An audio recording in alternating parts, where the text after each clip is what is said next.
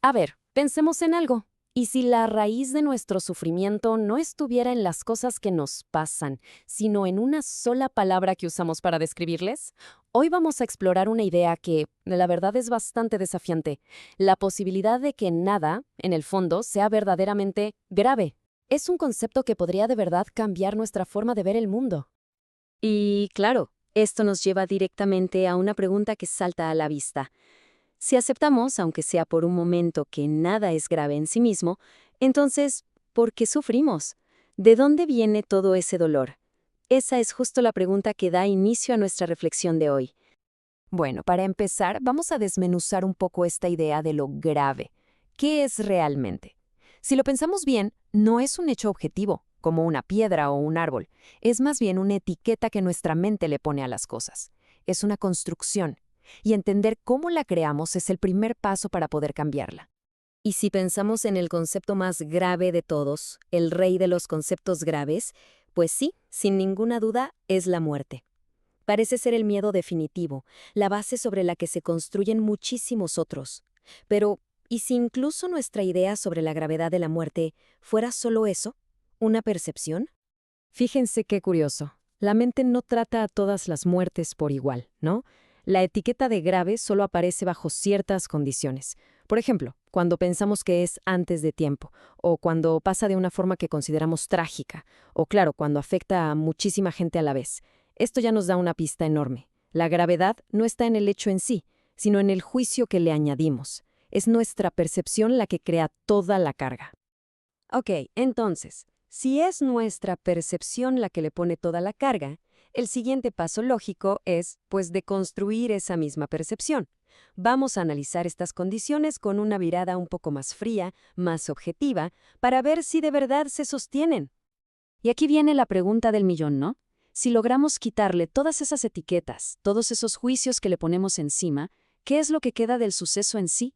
¿Qué tiene de inherentemente grave? Es una pregunta que de verdad vale la pena tener ahí resonando en la mente.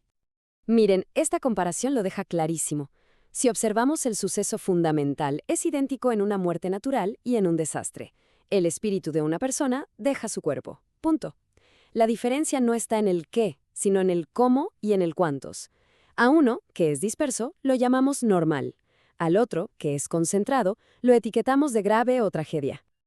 Y para que nos hagamos una idea de la escala, hablemos de este número, millones. Todos los días, millones de personas fallecen por causas que consideramos naturales. Es una estadística brutal, constante, pero como sucede por aquí y por allá de forma dispersa, pues nuestra mente como que no lo procesa como una tragedia colectiva. Entonces, llegamos a la clave de todo esto. El evento en sí no cambia. Lo que cambia es la historia que nos contamos sobre él, la etiqueta que le ponemos. Un desastre es, en el fondo, una muerte natural pero concentrada. ¡Pum! Todo en un mismo lugar y momento. Y ahí es cuando se dispara nuestra alarma de esto es grave. Y con todo esto llegamos a una conclusión bastante potente.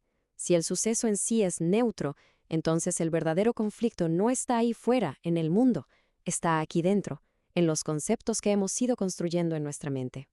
O sea, para que quede súper claro, el sufrimiento no nace del evento, sino de las etiquetas que le colgamos. Palabras como drama, tragedia, desastre, esas son las verdaderas fuentes de nuestro conflicto interior.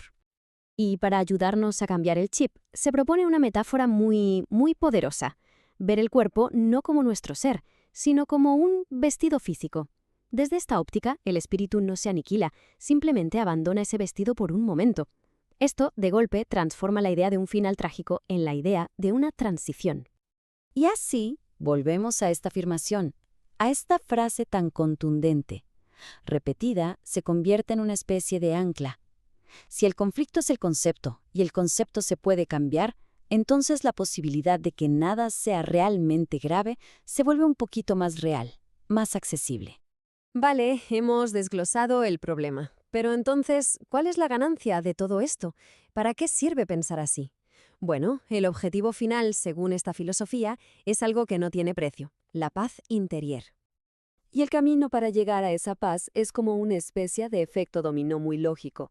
Primero, al quitar de la mente el concepto de grave, se gana paz. Con más paz, se libera un montón de energía que antes se quemaba en preocuparse. Y con esa energía y esa calma, la reactividad psicológica, o sea, saltar a la primera de cambio, disminuye drásticamente. Y ojo, que no estamos hablando de una pequeña mejora, ¿eh? El aumento potencial en la paz interior es considerable. Es pasar de vivir en un estado de preocupación casi constante a uno de mucha más serenidad. Y eso tiene un impacto directo en cada momento del día.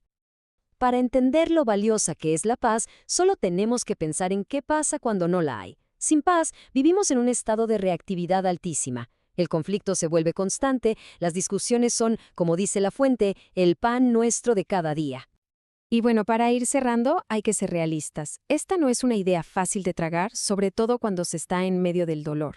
Y el propio material de origen lo reconoce, lo cual es muy importante. Y este punto es súper importante. No se trata de ser insensible, para nada. Es totalmente comprensible que una persona que está sufriendo reaccione con rabia si alguien le viene con esta idea sin más. La empatía aquí es clave. Al final, la pregunta no es si es una idea fácil de aceptar o no. La verdadera pregunta es, ¿qué se gana al comprenderla de verdad? ¿Qué podría cambiar en la vida de alguien si, poco a poco, lograra desmantelar el concepto de lo grave en su propia mente?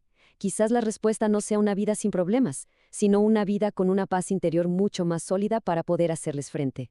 Gracias por acompañarnos en esta reflexión.